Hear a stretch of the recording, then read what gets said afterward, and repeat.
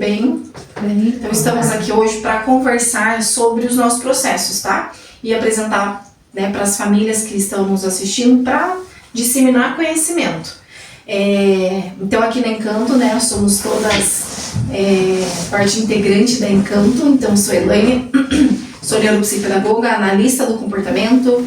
Pamela, terapeuta ocupacional. Gisleia, neuropsicopedagoga. Gabriela, psicóloga. Sheila, fonoaudióloga. Michele, psicóloga.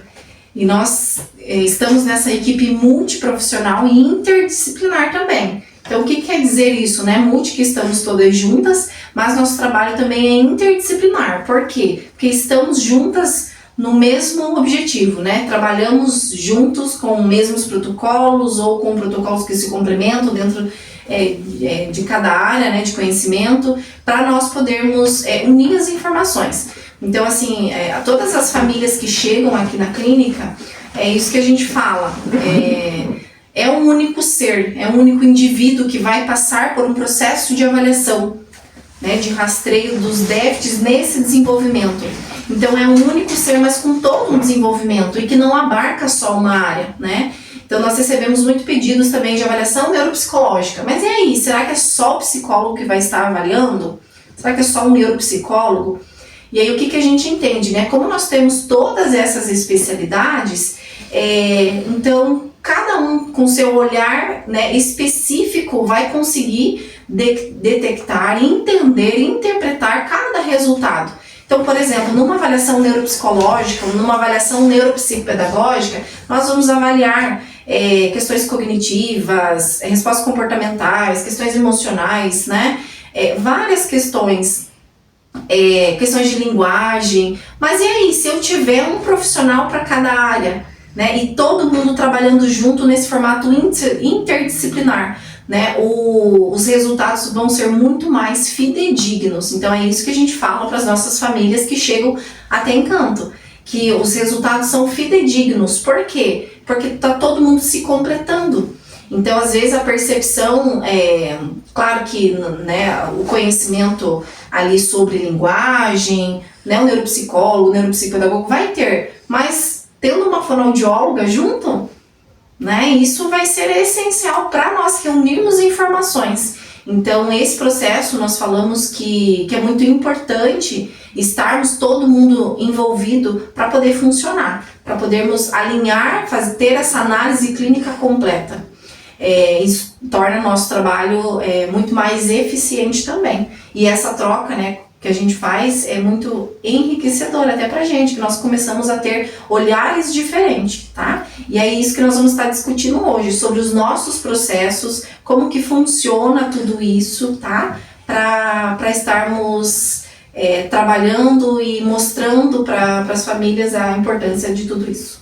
Eu acho que, iniciando assim, acho que essa troca, né, a gente ter um olhar diferenciado de cada profissional, quando passa por um profissional e depois a gente passa aqui as informações do que a gente viu lá, né, eu vi tal coisa, eu vi tal comportamento da criança, tal especificidade ali, e aí a gente consegue trocar as informações e a gente entende que aquela criança, realmente, né, aquela criança está apresentando uma questão que só um profissional, só o psicólogo não veria, que só o TO não veria, que só o fono não veria sozinho, mas que juntos a gente consegue. Eu acho que isso não tem preço, né? Fantástico, né? É muito legal, muito legal. Quando a gente vem discutir os casos de avaliação aqui, faz assim, a gente consegue ver a importância de ter mais profissionais olhando, né? Mais do que um profissional. Essa troca eu fico encantada, porque a gente traz mais segurança para nós quanto profissional, para entender que tá fazendo as coisas certas, tá no caminho certo, pensando no desenvolvimento da criança, dos nossos pacientes, porque um complementa o outro e aí a gente consegue formar o nosso raciocínio, elaborar um plano eficaz para a gente conseguir dar seguimento no tratamento e entender o que o psicólogo está fazendo, o que o neuropsicólogo, neuropsicopedagoga está realizando, o que a TO está trabalhando, entender cada área, isso assim me deixa muito alegre, muito feliz, porque aí eu posso pensar ali dentro da fonoaudiologia quais recursos que eu tenho para usar com o meu paciente, mas eu estou tranquila porque as outras áreas também estão sendo trabalhadas, estão sendo desenvolvidas. Sim, e aí quando a gente fala de avaliação é uma coisa, quando a gente fala de intervenção é uma coisa mais legal ainda quando a gente consegue se juntar. Porque aí a gente consegue ver o trabalho do outro e ver o quanto encaixa no nosso, né? Cada um trabalhando na sua área, mas a interdisciplinaridade é muito interessante da gente, quando a gente consegue encaixar certinho ali, né? O que você faz e o que eu faço vai desenvolver a criança por completo. A criança não está dividida em pedacinhos, esse pedacinho é da fono, esse pedacinho é da TO, esse é da psico. Não, ela é por inteiro e a gente consegue desenvolver por inteiro, né? Eu acho esse trabalho fantástico, porque aí a gente compreende melhor, passa a respeitar melhor a área do outro, que é muito importante. A gente fica ali trabalhando dentro da sua área, mas interligado com todos os setores no prol da criança, consegue se comunicar, falar com os profissionais. Essa troca que nós temos é muito rica, porque a gente está pensando em um ser humano ali, pensando no desenvolvimento, na vida daquela criança e nos benefícios que a gente vai levar para ele, para a vida fora da clínica. Não é algo engessado só ali no seu departamento. E aí pensa, né, até no âmbito escolar. Essa interdisciplinaridade, ela deve acontecer. Então vamos pensar assim, uma criança ali da educação infantil que nunca foi para a escola e que precisa ser ensinada tudo, né? Ali ela vai começar a ter contato com as letras e tudo mais, a ter contato com regras, disciplina, sentar, a ter contato social, que muitas vezes filho único, não tem contato com outras crianças. Olha quanta coisa tem que ser trabalhada com essa criança lá na educação infantil, crianças pequenas que entrou lá na escola, na vida escolar. Então o trabalho escolar já é interdisciplinar. E o nosso também, enquanto terapeutas, também deve ser interdisciplinar. Por quê? Não tem como a gente dissociar uma coisa da outra. Como nós sempre falamos em relação às respostas comportamentais, principalmente crianças dentro de transtorno do neurodesenvolvimento, que acaba afetando muito, né? Tendo essa inflexibilidade, essa rigidez cognitiva para estar lidando com questões que não é esperado, né? E aí fica a dificuldade se o terapeuta não trabalhar o comportamento de certa forma para poder estar atingindo ali as questões da linguagem. Se a criança não senta para ouvir o terapeuta, como é que eu vou conseguir desenvolver a articulação ali correta do posicionamento da língua? Ou se a criança não consegue se expressar, como é que o psicólogo vai trabalhar e conseguir tirar informações ali para poder estar manejando e trabalhando todas aquelas respostas, se não apresenta? Então o trabalho dentro de crianças neurodivergentes é muito difícil, é muito complexo. E por isso que nós precisamos se unir para poder funcionar, porque senão a gente fica sempre em desequilíbrio, né? Como se fosse ali uma ponte ali que a gente não consegue passar, porque tem barreiras que estão impedindo, e aí não vai funcionar. E quando chega pacientes que a gente entende que está fazendo só uma terapia e tal, e a gente vai entender, vamos fazer toda a avaliação, entender as necessidades, se aquela criança continuar somente, talvez, trabalhando as consequências, por exemplo, respostas emocionais desajustadas, que já está devido a um quadro não tratado, será que eu vou estar atendendo toda a necessidade desse indivíduo? Às vezes eu vou remar e não sair do lugar. E a gente não consegue ver evolução. E às vezes aquele paciente fica anos e vem relatos de famílias, nossa, fiz 2, 3 anos de tal terapia e parece que não resolveu. Mas claro que não resolveu, ou resolveu parcialmente. Por quê? Porque tem uma barreira ali que está impedindo ainda. Ou seja, não está atingindo a necessidade. E é isso, quando as famílias chegam até nós vamos estar explicando tudo isso, para ela entender a real necessidade de uma equipe, né, especialista em avaliação, que entende tudo isso, que se completam e vê a necessidade que é importante esse tipo de trabalho. Que não é só fazer fono porque essa criança não está falando, mas ela está tendo dificuldade aqui.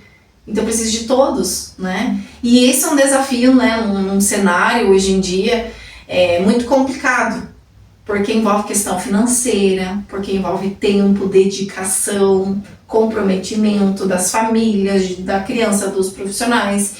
E é uma grande dificuldade que a gente enfrenta também. É uma das coisas, né, a questão do comprometimento da família, né, que eu acho que é uma das dificuldades que a gente encontra, porque a terapia ela não deve estar restrita à nossa sala, né, não é essas horas que elas passam com a gente que vai fazer com que a criança se desenvolva somente essas horas são importantes, mas não é somente isso. E levar para casa e criar essa cultura de que a família está dentro, de que a gente não vai resolver as situações, que a gente não vai conseguir fazer nada se a família não estiver inclusa. Essa cultura é algo que a gente está tentando implementar aqui, né? A gente está colocando já para as famílias, mas que a gente precisa, tipo, muito, né? Mostrar que, o quanto isso é importante, né?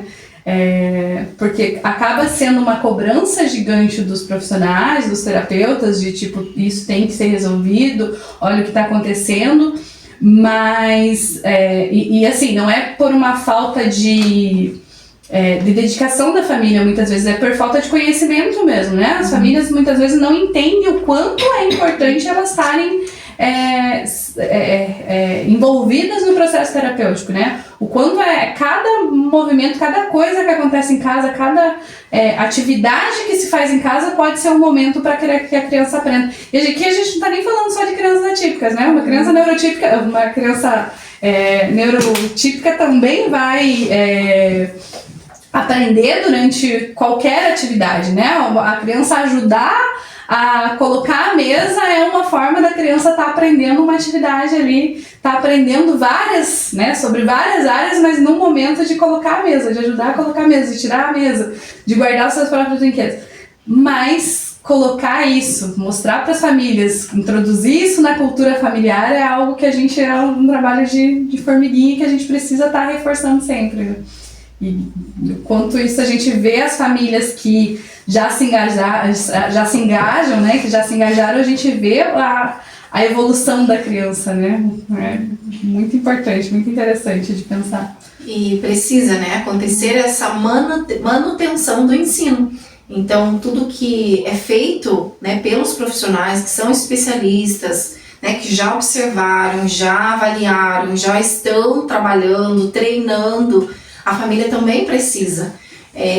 Porque a maior parte do tempo está em casa, está na escola. O interdisciplinar não está nem só na gente, acho que está na família, está na escola, né? Está em todos os... tudo que envolve, né? E aí sim a gente consegue ver resultados. E 50 minutos de uma sessão não é suficiente, né, para a gente conseguir modificar um comportamento, alterar um comportamento de uma criança. Desenvolver habilidades. E passa o maior tempo na escola e também em casa. Então precisa muito dessa interação, dessa comunicação, né, entre família, clínica, escola. Sim. Essa ponte, essa trilha. Esse é um dos pontos que nos diferenciam quanto profissionais, porque a gente tem a porta aberta para as famílias trazer as demandas delas, as queixas, para a gente conseguir alinhar o que é melhor para essa criança. Então o vínculo que nós construímos em ter acesso a isso, a conseguir falar com a família, olha, eu vou discutir esse caso em equipe, e aí a gente traz uma resposta, o que pode ser melhorado, é algo assim que tem nos destacado, e a gente vê quanto que não está sobrecarregando nenhum dos profissionais, nós conseguimos nos alinhar, conversando, discutindo os casos e trazendo resultados, porque os pais, as famílias trazem as crianças pensando nisso, né? Nos resultados, o porquê que faz a terapia. E ainda tem muito isso. Por que uma criança de 1 ano, 2 anos precisa de um psicólogo? Como assim? Precisa de um psicólogo.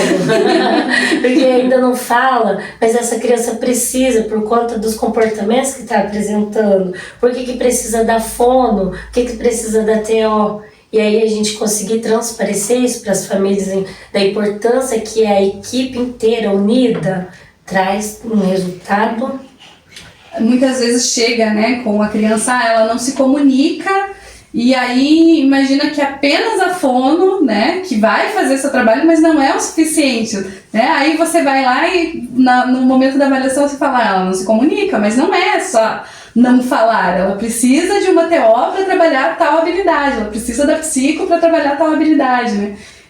E aí a gente conseguir passar isso também, acho que é super importante, né? Entender que um só não vai fazer, não consegue, a gente não é super-herói, a gente não vai conseguir ser, né, resolver todos os problemas sozinho. E esse processo também da aceitação, né, que começa pelas famílias, porque se não tiver, não tem o que faça, nós estávamos falando sobre isso, né, Gabi? Se não tiver aceitação da família, não tem Cristo que traga, que faça a criança vir sozinha, não é o tio, não é o avô, não é a professora.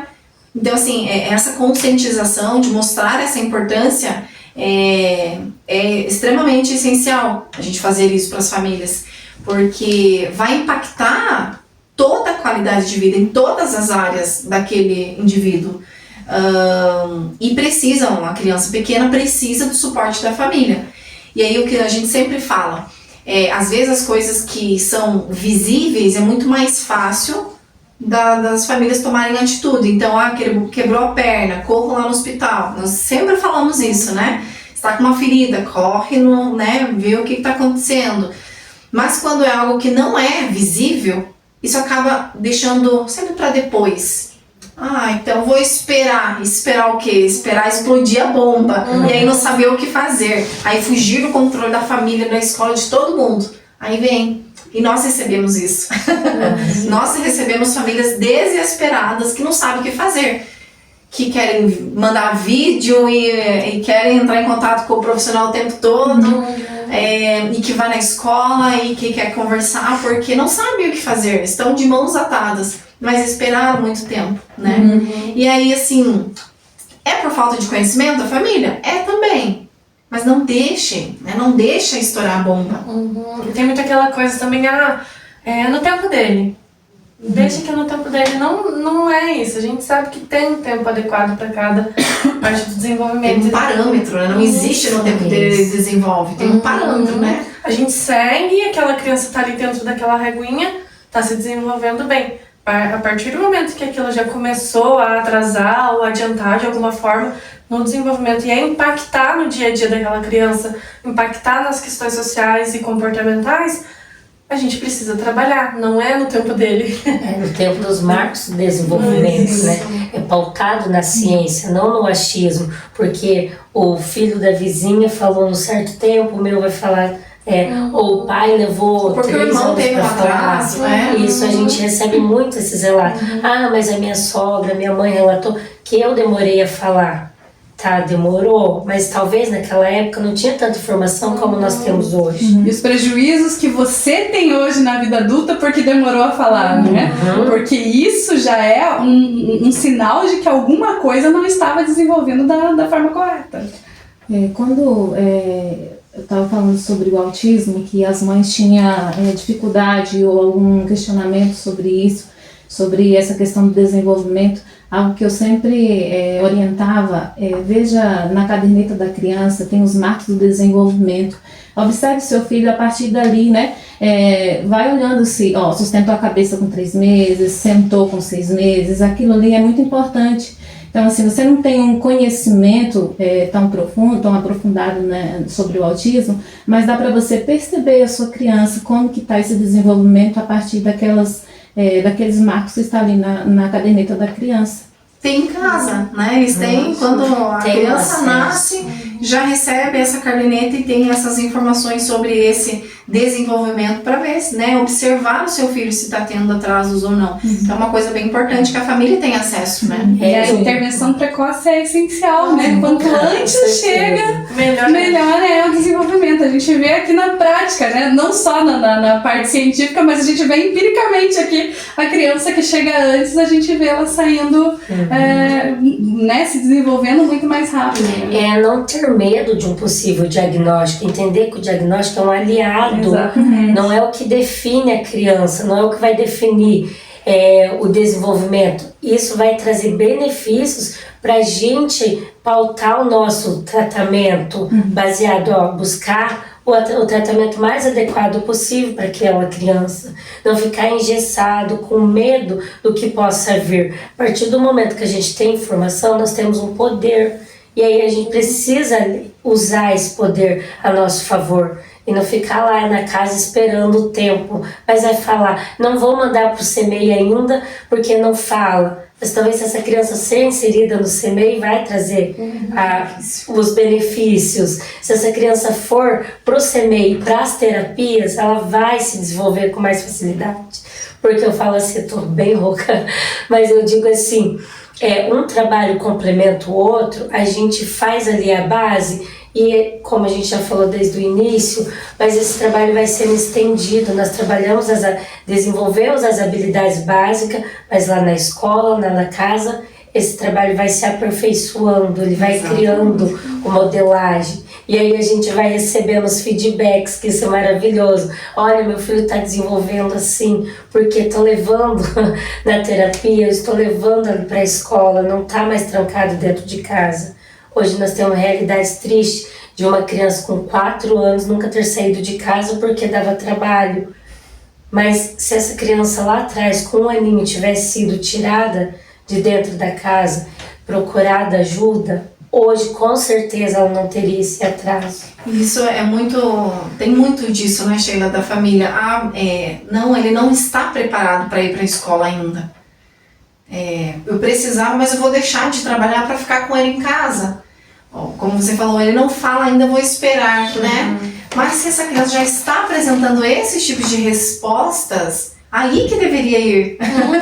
Aí que deveria estar inserida já numa vida social ali, né? De toda uma prática de aprendizagem para poder potencializar isso que está em déficit, né? E muitas famílias acabam evitando, como você falou. Com 4 anos não saiu de casa porque é difícil, porque a família não sabe lidar com aquilo. E aí tem medo, né, do julgamento, do que os outros vão pensar, vão falar, e acaba evitando. E é uma coisa que nós sempre falamos aqui, quando a gente evita, a gente não ensina. Claro, tudo num processo adequado, né, entendendo, né, todas as funções, essas respostas, que aí a gente vai estar alinhando as estratégias adequadas, porque também você forçar algo também não vai ser positivo, né? Então tem que entender para a gente poder saber agir. E aí entra também a análise de comportamento, entra a psicologia, né? Para poder dar suporte nesse sentido.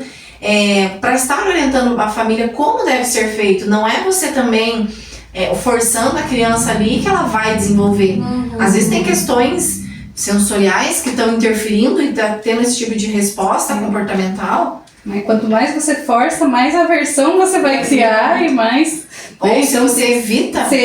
Você não aprende. Então tem que ser... É tudo muito gradual e realmente, né? A família não tem conhecimento, né? Para fazer. Muitas famílias buscam conhecimento, mas de maneira geral a gente sabe que não é fácil, né?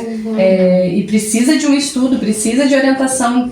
E por isso precisa dos profissionais para que consigam orientar a forma correta, né?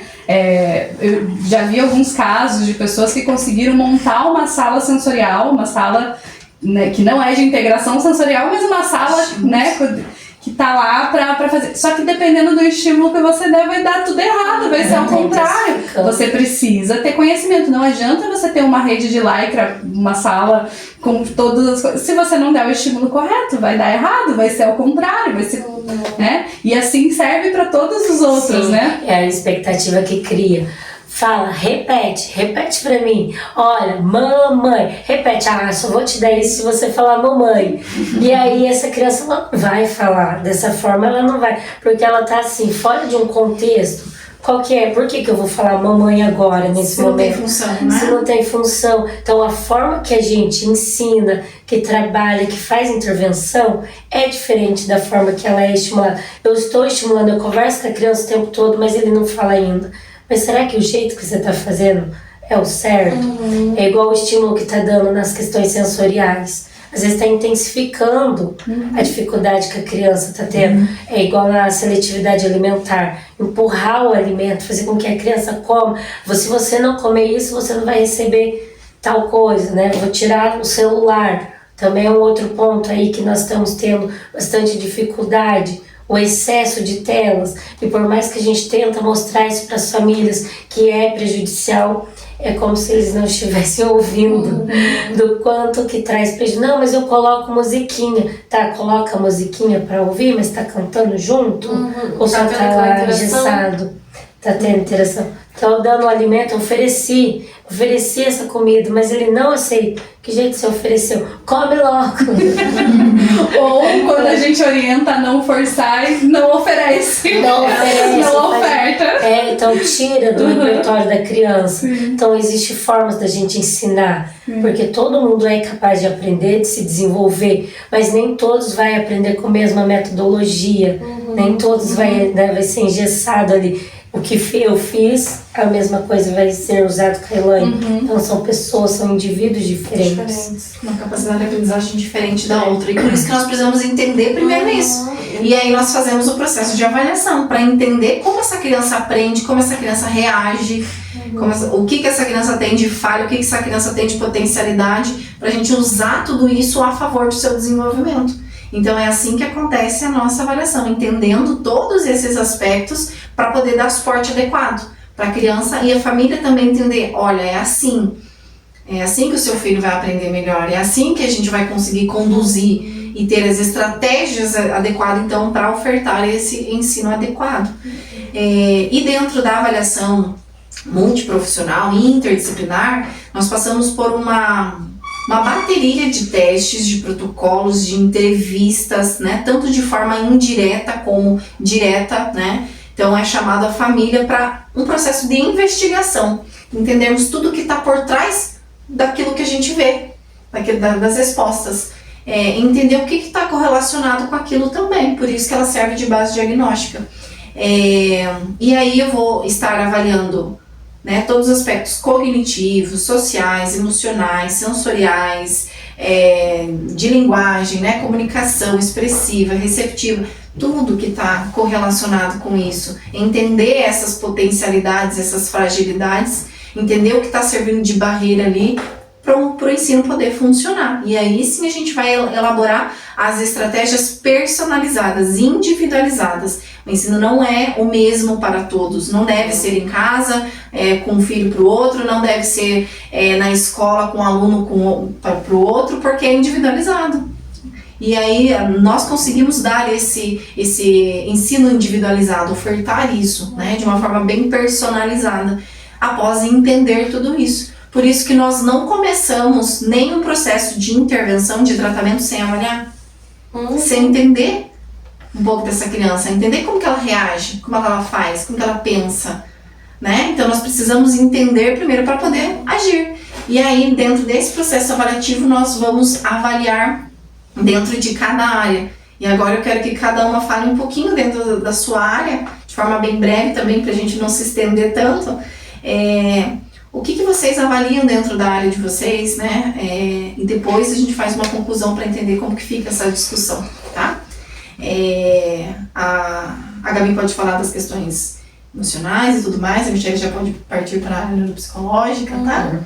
Gabi, e aí, o que a gente tem que avaliar dentro da área psicológica, né? Quando chega uma criança, o que a gente tem que entender dessa criança antes de começar um trabalho de intervenção ali com ela? Igual você comentou no primeiro atendimento com os pais, que a gente precisa entender, né, o contexto familiar, desenvolvimento e as habilidades sociais. Alguns não estão inseridos ainda no ambiente escolar, então toda essa questão, né, eu tenho até alguns pacientes assim que não estão, então é tudo novo, não sabe, né, então o desenvolvimento de entender o que está acontecendo. Agora a gente vai fazer tal atividade, né, habilidade na comunicação, linguagem, social, né, interação, montagem de peças mesmo, então, cognição. Então, entender o que cada paciente, né, necessita ser desenvolvido, que cada um é único, igual você comentou, cada um é diferente, né, cada orientação com os pais vai ser diferente também. E a maioria... É importante a gente ver, né, a gente vai analisando que é necessário ter a fono TO, porque alguns pacientes eles não têm linguagem, né, vai sobre o mando, a ponto, então a gente vai entendendo, né, a necessidade de trabalhar essas questões também. E Você quer complementar alguma Acho coisa? que dá pra complementar, assim, a questão emocional da criança, muitas vezes, por outros pontos, né? Já aconteceu muito isso.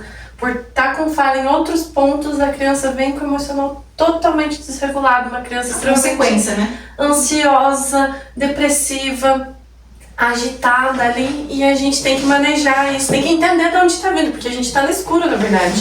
Então a gente vai ter que avaliar essa criança para entender de onde está vindo tudo isso, e a hora que a gente encaixa tudo, a gente fala, ele tá com esse quadro de ansiedade, mas olha só, ele não consegue se comunicar de forma adequada, ele não consegue, a questão sensorial, lidar com os estímulos do ambiente dele, na escola ele não tá desenvolvendo e acaba ficando com uma questão até de vergonha ali na frente dos amiguinhos quando é um pouquinho mais velho, né?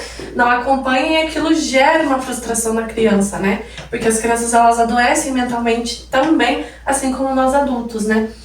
E já linkando com a questão da neuropsicologia, a gente vem também fazendo um trabalho, né, para ver essas habilidades, tanto a questão de memória, vocabulário, e, né, ligando muito com a neuropsicopedagogia, ali é tudo muito junto, né, e a gente vem nessa parte para ver, essa criança, ela tá conseguindo corresponder ao que é esperado para a idade dela, como que tá o cognitivo dela, ela tá atrasada, ela tá adiantada, porque ambos vai trazer alguma consequência, né? Toda ação gera uma reação.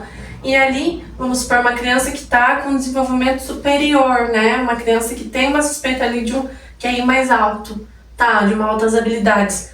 O que está acontecendo? Ela está conseguindo se adaptar ao ambiente escolar? Às vezes a criança está com a nota baixa, mas o QI dela a gente vai ver é alto. Mas por quê? Por que está acontecendo isso? E a hora que a gente linka tudo, a gente vê que aquele ambiente não é preparado para ela. Né? A forma que a família está manejando não é preparado para ela, né? Muito daquela questão de forçar a criança. Ah, não, você tem que ir. Mas para criança você consegue, mas para criança aquele ambiente é terrível, né? E ela não consegue lidar com aquilo. Mas ela tem um potencial gigantesco. E quando isso não é trabalhado, a gente gera um monte de adulto frustrado, porque não sabe lidar com tudo isso. Então, aí entra a questão da neuropsicologia, de entender toda essa questão do neurodesenvolvimento, assim como a questão emocional, e a gente linka aí junto com o trabalho de todos os outros profissionais, né? E aí, né, como a gente falou, aí chega uma criança ansiosa, depressiva, com todas essas respostas de consequência de um quadro que não foi tratado, né, e de várias inabilidades em diversas áreas do seu desenvolvimento. E que às vezes só o psicólogo não vai dar conta. Aí eu sempre falo, coitado do psicólogo para dar conta de todos esses problemas, né? Haja terapia. Haja terapia. Mas aí, se continuar só na psicoterapia, será que vai dar conta? Será que a gente vai conseguir fazer uma mágica? Não vai. Porque tem falhas ali que tá colaborando para esse resultado, para esse, né? Então, precisa estar todo mundo entendendo, alinhado para poder funcionar, porque senão não funciona mesmo, né? E existem áreas que são mais, assim, não que todas não sejam tão importantes, que estejam no top, assim, que precisa desenvolver, né? Por exemplo, igual a frustração, algum paciente tem muita dificuldade na fala, na comunicação, e como isso desencadeia nele um nervosismo, ansiedade e ficar quietinho, sabe? Então a importância da força. Ou até a agressividade mesmo, né? Na comunicação traz uma agressividade. Porque se eu não consigo se eu não consigo me comunicar da forma que é adequada, eu vou me jogar no chão e tá dando certo, eu vou bater e tá dando certo, eu vou me comunicar da forma que dá, né? Que tá funcionando. É o repertório que tem, né? E realmente, e aí vai agir dessa forma, vai ter respostas emocionais desajustadas, mas devido a inabilidades, né? Então analisar essas respostas comportamentais é essencial pra gente entender por que ele tá agindo desse jeito. Porque ele não aprendeu a agir adequadamente. Ele não tem habilidade suficiente para aquilo, então a gente tem que ensinar, né? E o nosso trabalho vem muito disso, né? De entender tudo isso, analisar isso para poder dar o suporte adequado. Senão é aquilo que a gente falou, vai remar e não vai conseguir sair do lugar, né? A Gabi vai trabalhar todas as respostas emocionais e tal, mas vai ficar coisa pendente.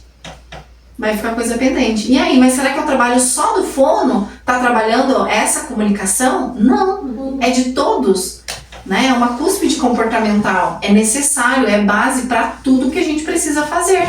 Então, mas eu tô saindo do meu trabalho, eu tô fazendo parte do trabalho do outro. Não, é base para qualquer coisa que eu preciso fazer. né? E aí, se eu não conseguir, claro que vai ter o especialista pra, né, tá ajudando nisso, por isso que precisa ter cada área bem elencada, né? Mas eu preciso também trabalhar, né, a comunicação ali expressiva da criança. Eu preciso estar trabalhando, ou quando vai para terapeuta ocupacional, trabalhar a integração sensorial. E aí tem uma resposta comportamental ali devido a várias circunstâncias. Mas daí, eu não vou trabalhar, vou deixar o comportamento de fora, igual a gente sempre fala, deixa o comportamento ali fora da sala que agora eu vou trabalhar. É uma junção, né? Não tem como, então a gente tem que ter estratégias, então, e se alinhar, e estar juntos para poder funcionar. Aí sim a gente consegue ter qualidade dos nossos atendimentos e ver resultados. Senão a gente não vai conseguir, né? Isso. E dentro da terapia ocupacional, Então a gente vai avaliar as questões ocupacionais, tudo que a criança faz no dia a dia, né? Desde a hora que acorda até o dormir, literalmente o dormir também é uma ocupação, né? O descanso e sono também é uma ocupação. Como está acontecendo essas ocupações, como ela está comendo, como ela está indo para a escola, como ela está se relacionando, como ela está tomando banho, como ela está... Então todas essas habilidades. E aí a gente vai tentar entender, eu sempre falo, né? A gente tira da sacola o que é importante ser avaliado e qual é a base que a gente vai usar. TO não trabalha só com integração sensorial, a gente trabalha com ocupações e a partir do porquê essa criança não está conseguindo realizar suas ocupações por conta de questões sensoriais, ela está com uma falha no processamento sensorial, então assim eu vou entender qual é a falha no processamento sensorial que está atrapalhando aquela ocupação. Vamos falar da alimentação. Então qual é a dificuldade sensorial, qual é a falha no processamento sensorial que está atrapalhando a alimentação. Muitas vezes não é sensorial, muitas vezes é outra questão que ela não está conseguindo desenvolver uma ocupação. Então a gente precisa entender o porquê ela não está realizando a ocupação, trabalhar tanto na ocupação em si, usando ela como meio e como objetivo. Vou brincar, a criança não consegue brincar, o brincar ele acaba sendo meio e objetivo. Eu preciso que a criança brinque, essa é uma ocupação da criança. E aí, na avaliação é isso, né? Tentar entender da onde vem aquela falha na ocupação, por que ela não está conseguindo realizar a ocupação dela, que cabe dentro da sua idade, da sua faixa etária. E se for de integração sensorial, eu vou trabalhar a integração, se for de comportamento, eu vou trabalhar o comportamento. E o que está acontecendo, né? Se for uma habilidade psicomotora, eu vou trabalhar a partir disso para que ela consiga realizar as ocupações dentro do que é esperado para a faixa etária dela. e às vezes não tá nem na tua área, ou a intervenção às vezes está na área do outro. Sim, A gente avalia e nós não vamos ser os terapeutas de intervenção daquela criança.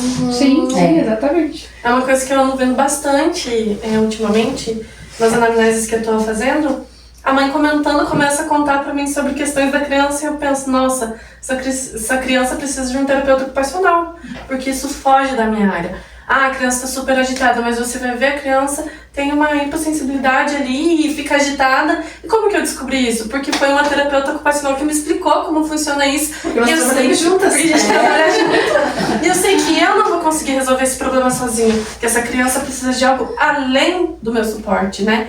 E aí a gente vai orientando, olha, isso aqui não é exatamente eu que vou resolver esse problema, você precisa ampliar, né, o repertório dessa criança, precisa pôr em outras terapias, né? Porque eu não dou conta sozinha, é o que a Elaine falou, eu não dou conta sozinha. E aí a gente conhecendo também a área uma da outra, a gente já se liga, ó, isso aqui não é comigo, mas eu sei como, né, o outro profissional pode estar ajudando. E aí a gente tem que ter esse trabalho em conjunto, porque a gente não supre todas as demandas. Com certeza. E a área neuropsicopedagógica? A gente faz avaliação da aprendizagem.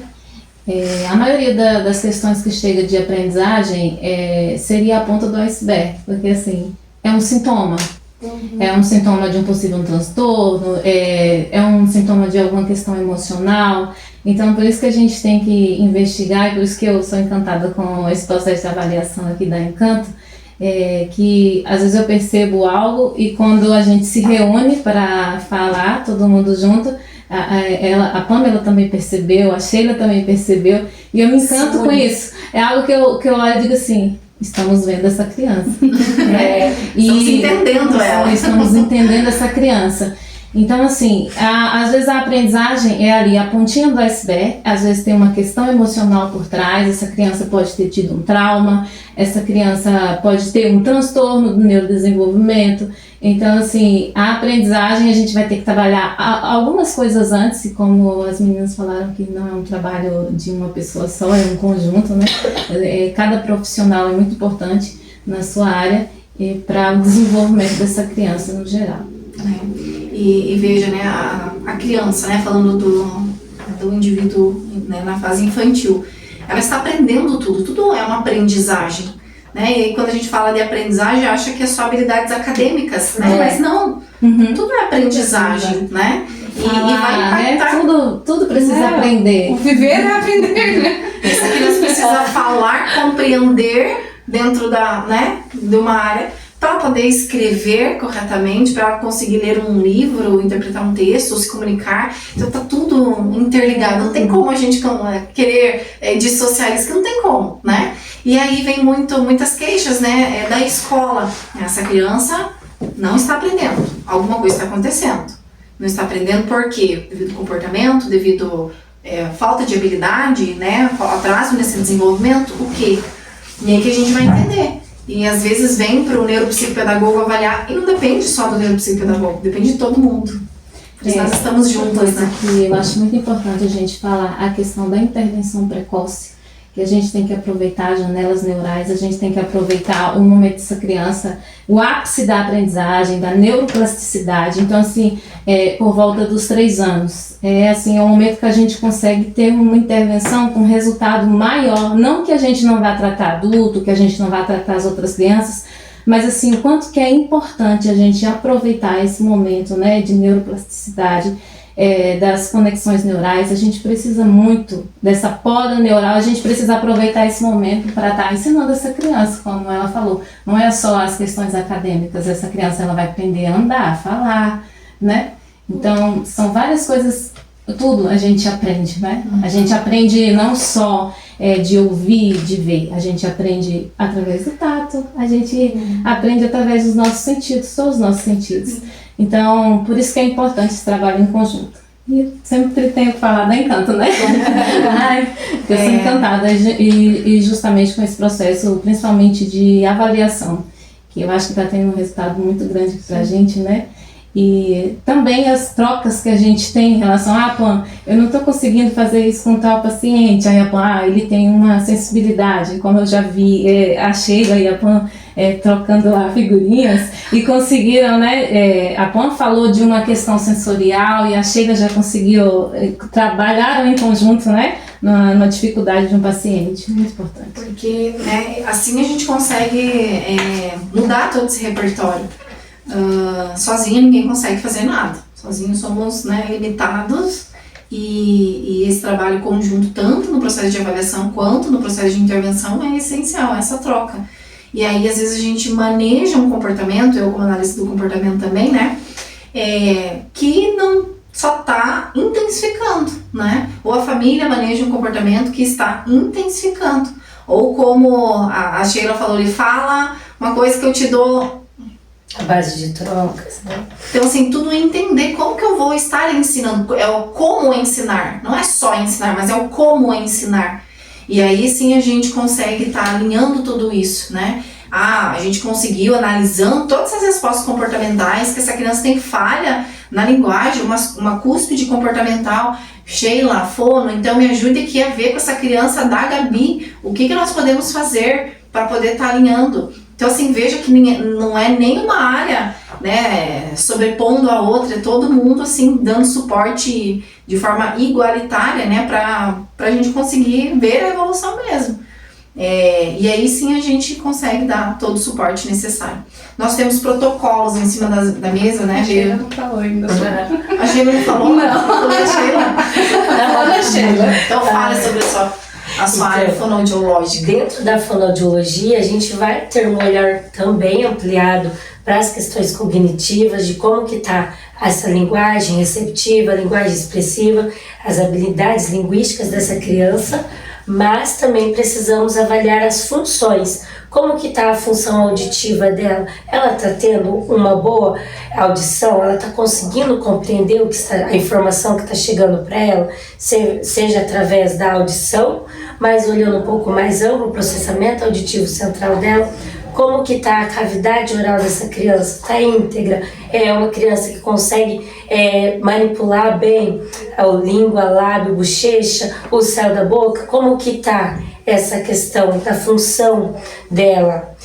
A imitação motora. Ela tem um bom desenvolvimento motor? Porque para a gente desenvolver a fala, a gente precisa do desenvolvimento motor. Como que tá? Foi desenvolvida? Ela sentou, ela engatinhou no tempo certo, no tempo esperado? É uma criança que fez uso de chupeta, de mamadeira, que foi pro peito? Então a gente precisa avaliar todas as funções da criança para conseguir montar o nosso quebra-cabeça dentro da psicologia, dentro da terapia ocupacional, e aí até a gente chegar lá na fase de alfabetização dessa criança, ela foi bem desenvolvida, todas as habilidades dela, se foi trabalhado, foi bem desempenho para ter um bom, a questão das habilidades acadêmicas. Então a fono ela vem para avaliar as funções e através dessa avaliação poder possibilitar uma forma de comunicação, seja ela uma comunicação visual, a comunicação aumentativa, seja a comunicação oral, né, possibilitar, porque se prende muito na fala, mas algumas crianças não vai ser através da fala, oralidade, que ela vai se expressar. Vamos ter que achar outras ferramentas. Então a fono ela tem esse papel de avaliar todas as habilidades ali e as funções também que traz aí o desenvolvimento de fala. E vai impactar até nas questões sociais, né? Se essa criança não tem esse repertório, ela vai se limitando, né? Ela não vai conseguir se expressar, não vai conseguir interagir adequadamente, vai ter falha em todo o contexto, né? Então veja assim que é tudo, né? É tudo interligado, então não tem como trabalhar ali só a questão social da criança, emocional da criança, se tem falha ali na questão, né, da área da fonoaudiologia, que precisa ser trabalhado com aspectos de comunicação, da oralidade ou de forma não verbal, como que vai ser, né, dar apoio para essa criança, para ela conseguir então, né, ter subsídio para poder se desenvolver socialmente, se desenvolver emocionalmente também, né. Então veja que tudo é um quebra-cabeça mesmo, né. E aí falando dos protocolos para a gente fechar, nós utilizamos vários tipos de protocolos, né. Esses protocolos vão ser utilizados como base, não exclusivamente como formas de resultado, né? Porque aqui são protocolos quantitativos que a gente consegue mensurar dentro dos parâmetros e tal, mas não pode ser a única forma de ver o resultado. Então, se pontuou tudo alto no protocolo VAIS, no VISC, né, Michele? Então será que tem autodesabilidade? Às vezes não. Então pontuou os protocolos de rastreio lá para TDAH, autismo, só que tá tudo funcional, tudo pontuando muito alto em todas as habilidades. Será que é um TEA então? Será que é autismo? Começou a apresentar um comportamento diferente a partir da adolescência, né? Antes estava o desenvolvimento dentro do esperado, de repente, do nada, teve uma quebra ali. Né? No momento de responder, o protocolo realmente vai dar alterado, mas não veio desde a infância, então alguma coisa, né? A gente precisa ter esse olhar além do protocolo, né? Ele precisa ser quantitativo, porque é muito importante, mas precisa do qualitativo. A gente precisa ter entender todas essas vertentes, né? E interpretar tudo isso. Então a análise clínica ela é fundamental também, para não se restringir só a um resultado. Então pontuou no teste pro autismo, será que é autismo? Às vezes não, às vezes é sintomas, mas não está dentro do transtorno, não tem critério diagnóstico para isso. Pontuou tudo muito alto, né, coeficiência dessa inteligência intelectual aqui está tudo muito alto, deve ser uma pessoa com altas habilidades de interpretação. Às vezes não, né? Então, saber interpretar esses resultados, o que a gente sempre fala, aplicar qualquer um aplica. É um manual que tem como fazer, como aplicar, como pontuar, mas não diz nada se a gente não saber interpretar esses resultados, né? Ver além do protocolo, né? Tem que ter um olhar além, né? Um olhar Sim. clínico. E como já aconteceu com a gente, né? Vir com queixa, com hipótese diagnóstica de autismo, nós avaliarmos e não era. Era uma falha do processamento auditivo.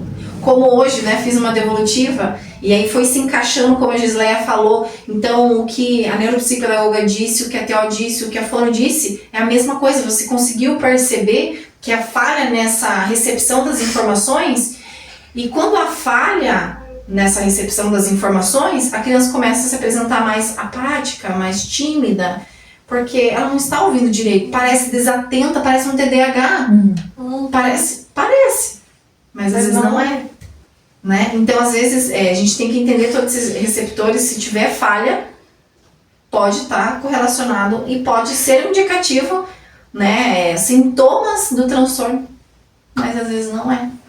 E essa falta de compreensão até para chegar nos resultados, é aí que a gente recebe muitos laudos, né, equivocados também. Sim. Como a gente recebe paciente laudado que a gente vê, não é, não parece isso aqui. E às vezes já aconteceu, né, de chegar aqui, é só um TDAH. Quando a gente vai a fundo, a gente fala, não é só um TDAH. Tem muito mais, né? Ou tem comorbidades associadas aí, que não tá só ligado a isso, né?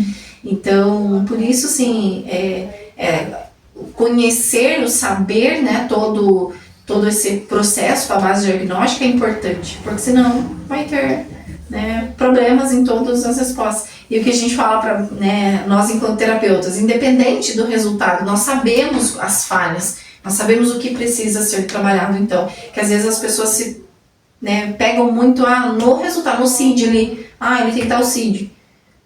E daí? E agora? Era algo que eu escutava muito na faculdade de psicologia, quando a gente pegava o DSM, o professor sempre falava, gente, se vocês pegarem o DSM, vocês vão se enquadrar em muitos transtornos, né? Não é só isso aqui, é muito além, tem que ter uma análise clínica. Sim. Porque se você ler, você vai tudo, né? Vai se identificar com muitas coisas, então não é só aquilo ali. Como os adultos que chegam sobrecarregados de muitas funções, cuidando de todo mundo, fazendo de tudo, não tendo tempo de qualidade, de lazer e tudo mais, achando que tem TDAH. Aí você vai entender como tá a rotina dessa pessoa e é uma falha na rotina. Não é o TDAH, é uma falha na rotina. Tá com emocional e tá com problema atencional de memória. Mas porque tá sobrecarregado. Sim. E isso eu vejo assim nos terapeutas, né? Porque a gente fala muito do cuidar de quem cuida, pensando só nas mães, nos pais, né, na família. Mas nós, quanto terapeuta, também precisa de um cuidado. E aí, se a gente não tem uma equipe para dividir isso, as nossas angústias, nossas preocupações, a gente vai se invalidando como profissional. Você vai pensando, meu Deus, eu tô fazendo, eu tô fazendo, não tô conseguindo. Frustrado, né? E fica frustrado, eu não sei o que eu tô fazendo. E de repente não é um problema que você não está sabendo resolver, mas está sobrecarregado e não tem com quem dividir. Então eu vejo muito o trabalho em equipe pensando no meu bem-estar, na minha qualidade, porque eu posso oferecer para os meus pacientes. Sim. Quando eu tenho uma equipe alinhada, que aí tira o sobrepeso, que a criança tem que falar e depende só da fono. E não é real isso, né? Depende de todos os outros profissionais para que o meu trabalho aconteça. Como também da família, da escola. E exatamente. E aí esse cuidado nosso de trabalhar em equipe, ser unido, faz toda a diferença. Porque aí a gente não tá lá a questão de um TDAH sem laudo. A gente tem visto muito isso na internet. Todo mundo agora tem TDAH. E às vezes é porque não tem uma rotina funcional, organizada, e tá ali se sobrecarregando. Então, né, vejam que todo mundo é importante, tudo é necessário e nós precisamos cada vez mais divulgar isso, mostrar para as famílias a importância disso. E até para conhecimento do que estão fazendo com os filhos, né? Deles no momento de terapia, no momento da escola. Então a família precisa saber sim, porque ela também precisa ensinar.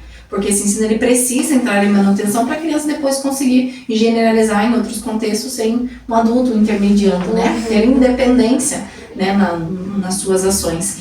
Então esse é um processo e que não, se estender, né? A gente falando muito do acompanhamento precoce, mas chega pacientes, adolescentes, adultos desse jeito. E aí? Aí se torna mais difícil. Mas é um ser vivo, né? Há uma neuroplasticidade, está em constante aprendizagem e tem tempo sim, né? Às vezes o adulto muito rígido, sou assim, nasci assim, e não vou mudar. Vai sim, você aprende, você desenvolve até o último dia da sua vida. Então, né, nunca é tarde, precisa desse apoio porque vai impactar a sua qualidade de vida. E é isso que a gente quer viver bem, estar bem, se relacionando bem, né? E precisa estar tudo funcionando. Meninas, muito obrigada pela nossa conversa, foi muito bom.